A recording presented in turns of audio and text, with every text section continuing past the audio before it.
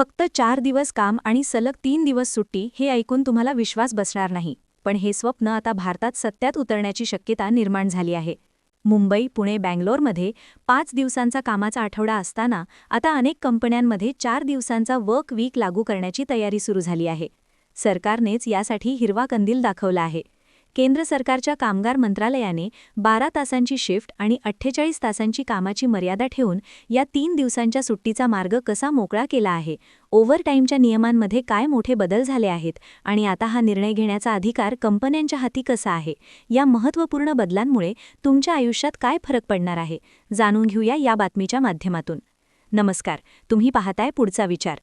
जगभरातील Japan, Germany आणि स्पेनसारख्या विकसित देशांमध्ये 4 डे वर्क वीक ही संकल्पना प्रायोगिक तत्वावर लागू होत असताना आता भारतातही ही मोठी सुधारणा होण्यासाठी कायदेशीर चौकट तयार झाली आहे.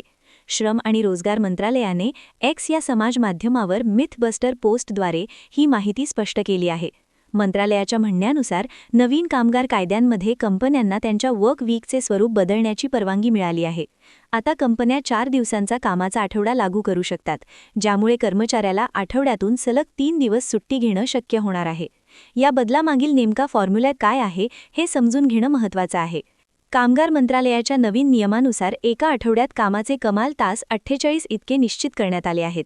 या 48 तासांची मर्यादा पूर्ण करण्यासाठी कंपनी आता कर्मचाऱ्याला लवचिक वेळापत्रक देऊ शकते.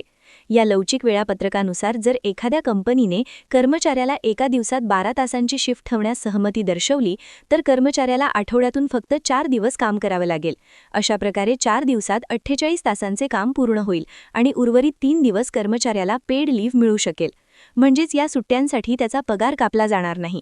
श्रम आणि रोजगार मंत्रालयाने याची माहिती ट्विट करून दिली आहे, ज्यामुळे भारतातील नोकरदारांना मोठा दिलासा मिळाला आहे. या 12 तासांच्या शिफ्टबद्दल कर्मचाऱ्यांच्या मनात असलेले काही गैरसमज मंत्रालयाने दूर केले आहेत. मंत्रालयाने स्पष्ट केलं आहे की 12 तासांच्या शिफ्टमध्ये कर्मचाऱ्यांच्या विश्रांतीचा किंवा स्प्रेड ओव्हरचा वेळ देखील समाविष्ट असणार आहे. त्यामुळे सलग 12 तास काम करावे लागणार नाही.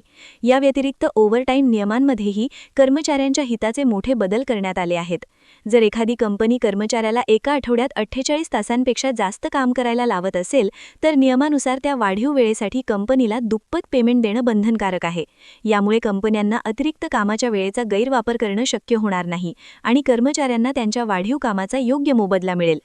हे सर्व बदल केंद्र सरकारने 21 नोव्हेंबर 2025 रोजी लागू केलेल्या 4 नवीन कामगार संहितेमुळे शक्य झाले आहेत. भारतात सरकारने 29 जुने आणि गुंतागुंतीचे कामगार कायदे रद्द करून हे नवीन आणि सुटसुटीत कायदे आणले आहेत. या नवीन कामगार संहितेमुळे भारतातील कंपन्यांना त्यांच्या वर्क वीकचे स्वरूप बदलण्यासाठी आणि कर्मचाऱ्यांसाठी कामाच्या वेळेत अधिक लवचिकता आणण्यासाठी कायदेशीर चौकट मिळाली आहे. सर्वात महत्त्वाची बाब म्हणजे सरकारने यासाठी कायदेशीर परवानगी दिली असली तरी 4 दिवसांचा कामाचा आठवडा लागू करायचा की नाही याचा अंतिम निर्णय आता कंपन्यांच्या आणि त्यांच्या व्यवस्थापनाच्या हाती आहे. कंपन्यांना त्यांच्या कर्मचाऱ्यांशी चर्चा करून आणि त्यांच्या कामाचे स्वरूप पाहून हा बदल लागू करण्याचा पर्याय उपलब्ध झाला आहे. या बदलामुळे कर्मचाऱ्यांचे जीवनमान सुधारेल, त्यांना कुटुंबासाठी आणि स्वतःसाठी जास्त वेळ मिळेल आणि कामाचा ताण कमी होऊन त्यांची कार्यक्षमता वाढेल अशी अपेक्षा व्यक्त केली जात आहे. भारताच्या कॉर्पोरेट जगात हा एक मोठा सकारात्मक बदल ठरू शकतो. तुम्हाला तुमच्या कंपनीत 4 दिवसांचा कामाचा आठवडा लागू व्हावा असं वाटतं का? तुमचं मत कमेंट्समध्ये नक्की सांगा. ही महत्त्वाची बातमी इतरांनाही कळावी म्हणून व्हिडिओ लाईक करा आणि जास्तीत जास्त लोकांना शेअर करा. असेच महत्त्वाचे सरकारी आणि नोकर भरतीचे निर्णय पाहण्यासाठी पुढचा विचार सबस्क्राईब करायला विसरू नका.